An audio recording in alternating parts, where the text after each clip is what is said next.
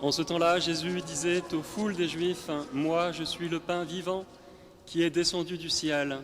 Si quelqu'un mange de ce pain, il vivra éternellement. Le pain que je donnerai, c'est ma chair, donnée pour la vie du monde. » Les Juifs se querellaient entre eux. « Comment celui-là peut-il nous donner sa chair à manger ?» Jésus leur dit alors, « Amen, amen, je vous le dis, si vous ne mangez pas la chair du Fils de l'homme et si vous ne buvez pas son sang, vous n'avez pas la vie en vous. Celui qui mange ma chair et boit mon sang a la vie éternelle. Et moi, je le ressusciterai au dernier jour. En effet, ma chair est la vraie nourriture et mon sang est la vraie boisson. Celui qui mange ma chair et boit mon sang demeure en moi, et moi, je demeure en lui. De même que le Père qui est vivant m'a envoyé, et que moi, je vis par le Père, de même, celui qui me mange, lui aussi vivra par moi. Tel est le pain qui est descendu du ciel. Il n'est pas comme celui que les pères ont mangé. Eux, ils sont morts. Celui qui mange ce pain vivra éternellement. Acclamons la parole de Dieu.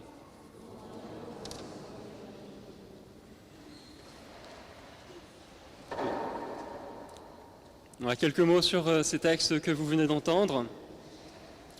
En feuilletant les archives de la paroisse de Saint-Gimier et en faisant quelques recherches à mes heures perdues, j'ai découvert des personnages de notre quartier vraiment très attachants. Et j'ai essayé de rassembler le plus d'informations possible sur eux. Avec l'association des Amis de Saint-Gimier, on est même allé jusqu'à éditer quelques livres. À notre petit niveau, je pense que nous avons fait œuvre d'historien, en rassemblant les documents, en recherchant l'origine de chaque information, en les vérifiant, en évaluant leur importance pour la chronologie des faits. Et finalement, après ce travail de fourmi, on finit par avoir des portraits assez ressemblants de ces personnages qui ont peuplé notre histoire locale.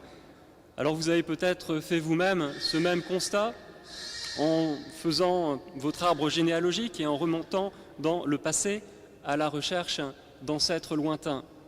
Et dans ce flux d'informations qui nous parvient du passé, on arrive aussi à capter des moments plus importants que d'autres, comme des instantanés, où se révèle une sensibilité, un caractère, une patte humaine.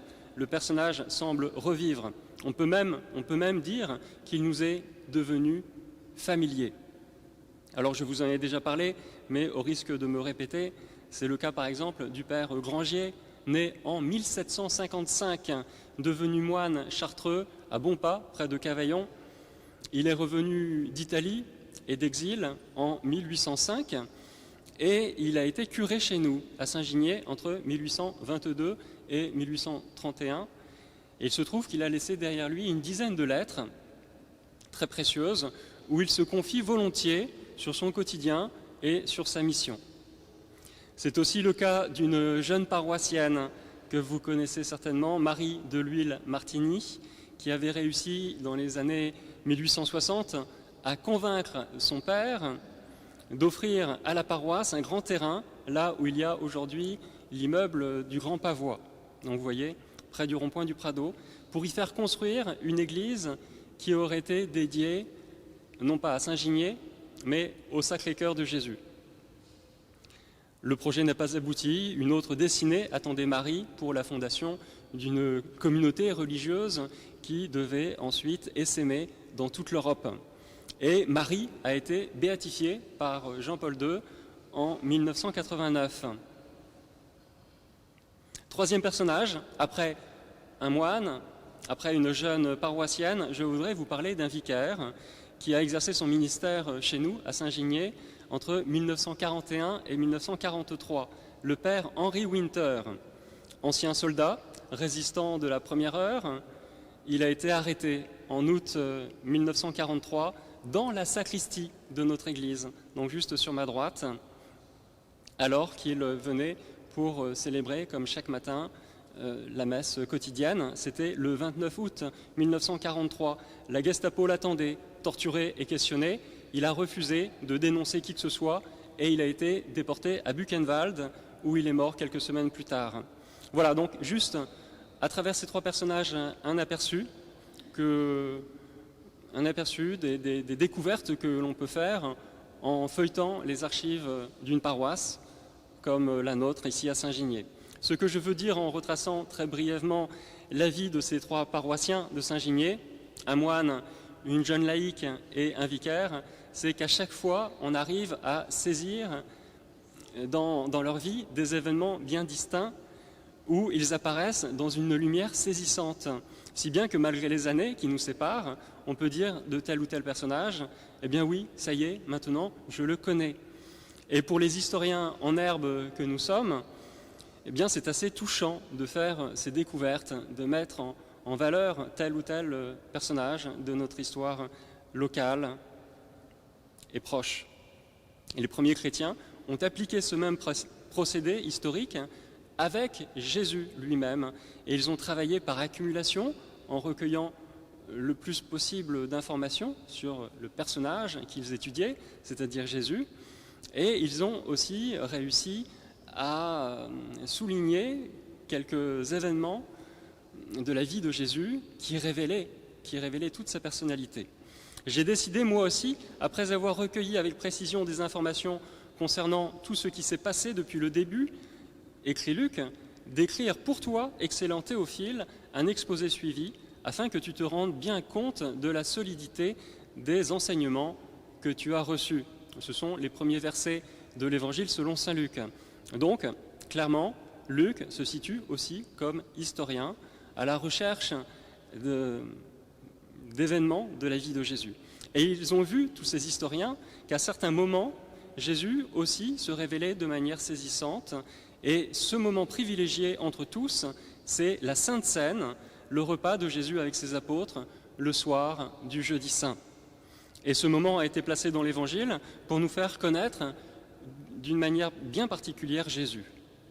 Mieux qu'une photo, mieux qu'un reportage, filmé la caméra sur l'épaule, posté ensuite sur YouTube, eh bien, Jésus a voulu nous partager par ce geste d'offrande qu'il a institué le soir du jeudi saint, la dernière scène, un geste qui manifestait toute sa personne, sa prière, la relation inouïe qui l'unissait à son Père, c'est-à-dire un acte d'offrande qui lui correspondait. En un mot, il a voulu nous partager ce qui lui était le plus intime à lui-même, toute sa vie, à travers ce geste d'offrande qui est devenu ensuite notre Eucharistie. L'Évangile, c'est un récit, c'est l'histoire de Jésus, mais une histoire d'un genre bien particulier, une histoire destinée à nous rendre contemporains des événements de la vie de Jésus, une histoire racontée pour que nous plongions dans l'âme humaine de Jésus, au plus près de sa divinité. Amen, amen, je vous le dis, si vous ne mangez pas la chair du Fils de l'homme et si vous ne buvez pas son sang, vous n'avez pas la vie en vous. Ma chair est la vraie nourriture et mon sang est la vraie boisson. On a l'impression que Jésus parle de l'Eucharistie et on a souvent une interprétation immédiatement eucharistique de ces paroles qui sont tirées donc du chapitre 6 de l'Évangile selon saint Jean, que l'on appelle aussi le discours sur le pain de vie. Mais ce discours de Jésus va bien au-delà du sacrement de l'Eucharistie. Il englobe l'Eucharistie et va au-delà. Il s'agit par ses gestes, ses paroles, ses prières, ses attitudes, sa façon de se comporter, bref, par toute son humanité, eh bien, il s'agit d'avoir un accès à Jésus, à son corps et à son sang. Il s'agit de parvenir à un portrait de Jésus, une image saisissante, si bien que l'on puisse dire, à la fin de notre lecture de l'Évangile, ça y est, je le connais, Jésus, je le connais. Et bien mieux finalement qu'un personnage historique, parce que par l'Eucharistie, il nous fait entrer dans sa propre vie, il nous fait communier à cet acte d'offrande qui le caractérise si bien, c'est-à-dire l'Eucharistie. Il peut devenir pour nous le chemin, la vérité et la vie. Alors comme des historiens et comme des croyants, il faut être encore aujourd'hui à la recherche de ces éléments qui vont nous aider à mieux connaître Jésus. Parce que la vie éternelle, dit Jésus, c'est de te connaître, toi, Dieu le Père, et de connaître celui que tu as envoyé, Jésus, le Christ. Amen.